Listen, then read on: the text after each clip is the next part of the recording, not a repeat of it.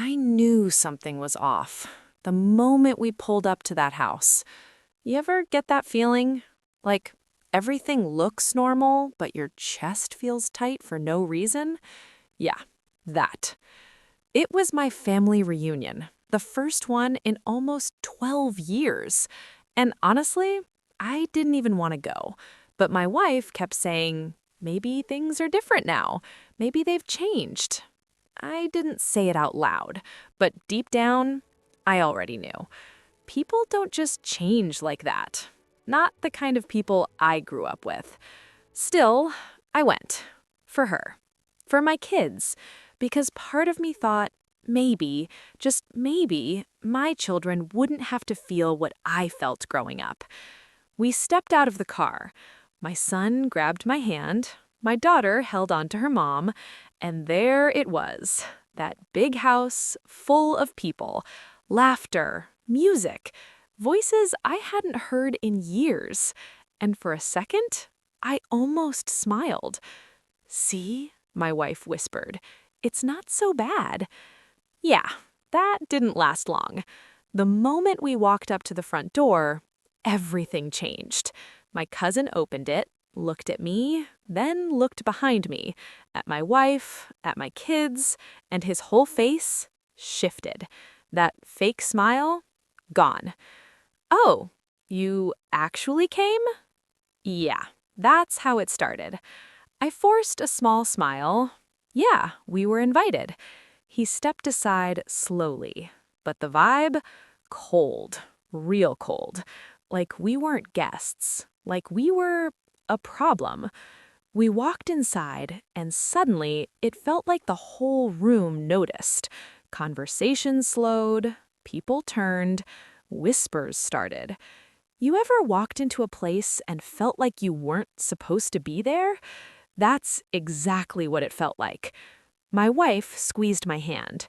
"You okay?" I nodded, but I wasn't. Because this was familiar. I grew up in this. Judgment, silence, that feeling of being less. And I hated that my kids were experiencing it too. We hadn't even made it halfway into the house when my aunt walked up, arms crossed, expression tight. "You didn't think you'd show your face here." No hello, no hug, nothing. Just straight disrespect. I took a breath. "We're just here for the reunion." She looked at my wife. Up and down, slow, judging. "You always did make interesting choices."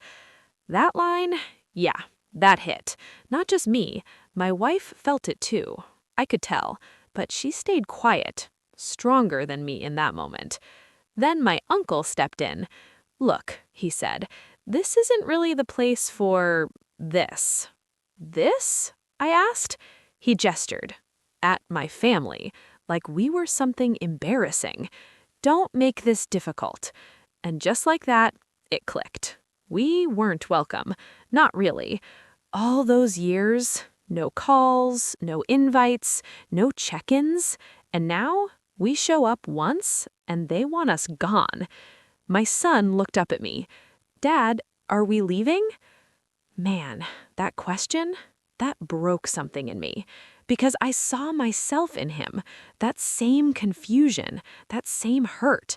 And I promised myself a long time ago he would never feel what I felt growing up. But here we were. My aunt sighed loudly. "You should have just stayed away." That was it. I looked around at all of them. People who shared my blood but never acted like it. And I realized something in that moment. Family isn't about DNA. Because if it was, they wouldn't be treating us like this.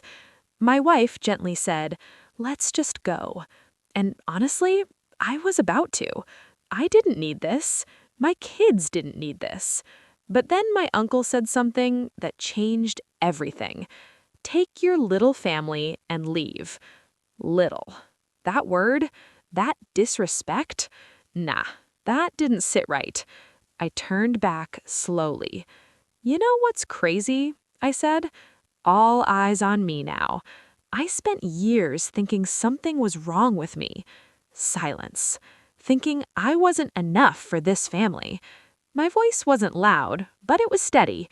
But standing here right now, I shook my head. I see the truth. My aunt rolled her eyes. Oh, please, don't start. I ignored her.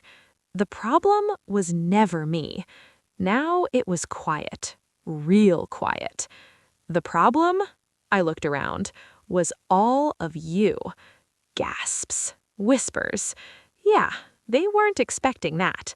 My uncle stepped forward. Don't cause a scene. I laughed, a short, dry laugh. A scene? You kicked us out in front of everyone. That's already a scene. My daughter held on to her mom tighter. And that's when I knew I had to end this. Not for me, for them. So I did something I hadn't done in years. I pulled out my phone and made one call. Just one. Because there was only one who ever really mattered.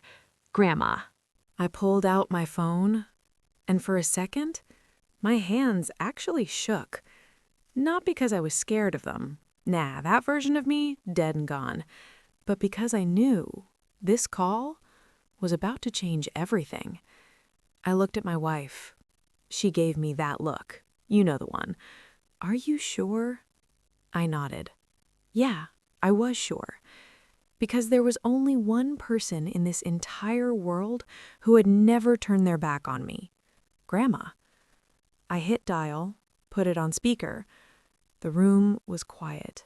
Like everyone was waiting for something they didn't understand yet.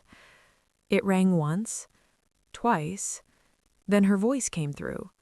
Soft, but sharp. Hello? And just like that, everything inside me settled. Grandma. There was a pause. Then, my boy? Man, I hadn't heard that in years. My boy. Not a mistake, not a disappointment, not an embarrassment. Just hers. I'm at the reunion, I said. Another pause. Longer this time. I see, she replied. And her tone changed. You took your family with you? Yes. And? I looked around the room, at all those faces, at all that judgment. They're asking us to leave. Silence. Not normal silence, heavy silence, the kind that makes your chest tight. Then she spoke again. Slow. Clear. Put your aunt on the phone.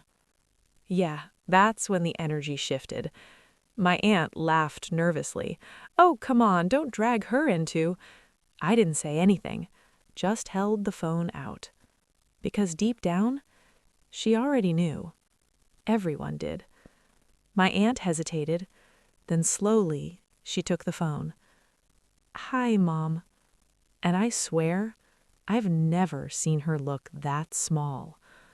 Whatever Grandma said, we couldn't hear it clearly, but we didn't need to, because my aunt's face said everything.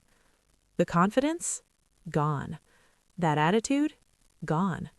She went from loud to quiet real quick. No, it's not like that. Pause. I didn't mean... Pause. Again. Longer. Then... Yes. Just that one word. Yes. She handed the phone back. Didn't even look at me. I took it. Grandma? Her voice came back, calm, but strong. Stay right where you are. That was it. Call ended. Now the room? Different. No more whispers, no more smirks, just tension. My uncle cleared his throat. Well, no need to make this bigger than it is. Too late for that, I said. Because deep down, I knew. Something was coming. And I was right. About 25 minutes later, we heard it. A car pulling up, doors opening. And suddenly, that house didn't feel so big anymore. because when Grandma walked in, everything stopped. I'm not exaggerating. People straightened up, voices dropped, even the air felt different. She wasn't loud, she didn't shout, but her presence, heavy, powerful. She walked in slowly, that same steady walk, the one I remembered when I was a kid, and her eyes locked on me. Not them, me. "You okay?" she asked. That's it.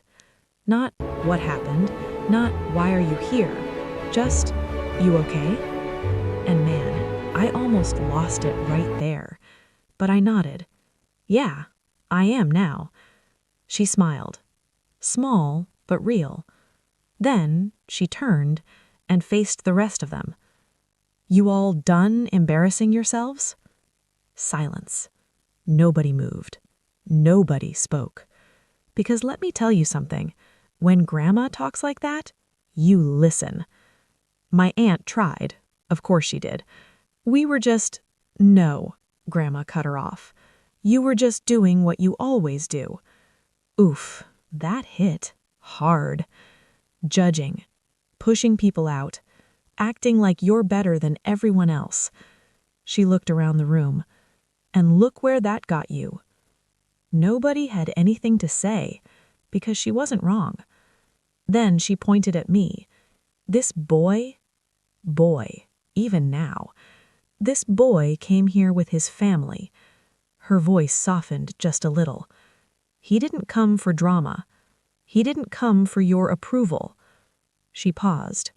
He came because somewhere deep down, he still hoped you'd act like family. That line? Yeah, that one hit me, because she said it out loud, the thing I didn't even want to admit to myself. Hope. And they crushed it. My uncle tried to recover. We didn't mean it like that. You meant exactly what you said, she replied. No hesitation, no sugarcoating. Then she stepped closer. And now you're going to fix it. My aunt blinked. What do you mean? Grandma looked at her like she couldn't believe the question. I mean you're going to apologize. Silence. Real silence. Because pride, that's a hard thing to swallow. But one by one, they did it. Not perfect, not emotional, but real enough. I'm sorry. I didn't mean... We shouldn't have said that. Yeah, it wasn't pretty, but it was something. And for the first time, my kids weren't being looked at like they didn't belong. Grandma turned back to me. The rest is your choice. That's what she said. Not forgive them, not stay, just your choice. And that's when I realized something. Power isn't yelling. Power isn't revenge. Power is choosing what you allow. I looked at my kids, my wife, and then back at them. We'll stay, I said. But understand this, my voice steady. We don't need you. Silence. We chose to be here. I took a breath. And if this ever happens again, I shook my head, you won't get another chance. That was it. No drama, no shouting, just truth. And sometimes that hits harder than anything else. The rest of the day, different. People talked, smiled, tried. Awkward? Yeah, but real. And my kids? They laughed, played, belonged. And that's all I ever wanted. Later that night, I walked outside. Grandma was sitting on the porch, same as always. I sat next to her. Thank you, I said. She didn't look at me, just smiled. You didn't need me, she said. I frowned. Yes, I did. She shook her head. No, you needed a reminder. A reminder of who you are. And that stuck with me. Because she was right. I wasn't that kid anymore. I wasn't powerless. I wasn't alone. I had my own family now, and nobody gets to make them feel small. Not anymore.